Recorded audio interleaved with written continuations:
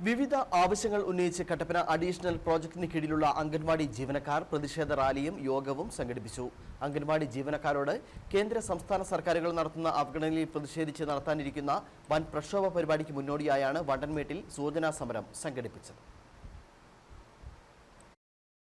അംഗൻവാടി ജീവനക്കാരുടെ നിയമനം സ്ഥിരപ്പെടുത്തുക, വർക്കർമാർക്ക് 25,000 രൂപയും ഹെൽപ്പർമാർക്ക് 20,000 രൂപയുമാക്കി ശമ്പളം നിശ്ചയിക്കുക, TA അനുവദിക്കുക, ഫെസ്റ്റിവൽ അലവൻസ് വർദ്ധിപ്പിക്കുക, പെൻഷൻ അനുവദിക്കുക, ജോലിയിൽ നിന്നും വിരമിക്കുമ്പോൾ കുറഞ്ഞത് 5 ലക്ഷം രൂപ വീതം നൽകുക തുടങ്ങിയ ആവശ്യങ്ങളാണ് അംഗൻവാടി ജീവനക്കാർ മുന്നോട്ട് വയ്ക്കുന്നത്. ഈ ആവശ്യങ്ങൾ ഉയർത്തി നടക്കുന്ന പ്രക്ഷോഭ പരിപാടിക്ക് മുന്നോടിയായാണ് വണ്ടൻമേട്ടിൽ പ്രതിഷേധ പരിപാടി സംഘടിപ്പിച്ചത്.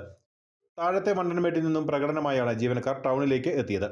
പ്രോജക്ട് ലീഡർ ജാൻസി റജി പ്രതിഷേധ സമരം ഉദ്ഘാടനം ചെയ്തു. 10-18 വർഷമായിട്ട് 18 വയസ്സിൽ ജോലിക്ക് കയറിയ ടീച്ചർമാർ 40 വർഷം ഇറങ്ങി കഴിയുമ്പോൾ അവർക്കൊന്നുമില്ല. അവരടച്ച ക്ഷേമനിധി പോലും അവർക്ക് പെൻഷനായിട്ട് ഇന്ന് കിട്ടാത്ത ഒരു സാഹചര്യത്തിലേക്കാണ് ഞങ്ങളെ അവഗണിച്ചിട്ടിരിക്കുന്നത്.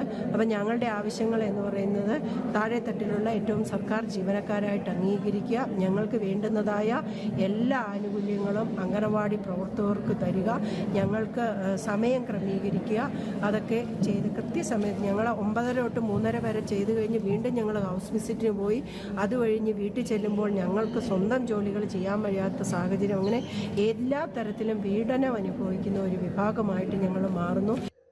വരും ദിവസങ്ങളിൽ കേരളത്തിലെ മുഴുവൻ അംഗൻവാടി ജീവനക്കാരെയും ഉൾപ്പെടുത്തി പ്രക്ഷോഭ പരിപാടി ആരംഭിക്കുമെന്ന് സമരസമിതി ഭാരവാഹികൾ പറഞ്ഞു. മിനി പീറ്റർ ഉദ്ഘാടന യോഗത്തിൽ അധ്യക്ഷത വഹിച്ചു. Sheena Thomas, Bindu NK, Minimol CG, Rajani R, Ajithakumari തുടങ്ങിയവർ സംസാരിച്ചു. News bureau, Anakkara.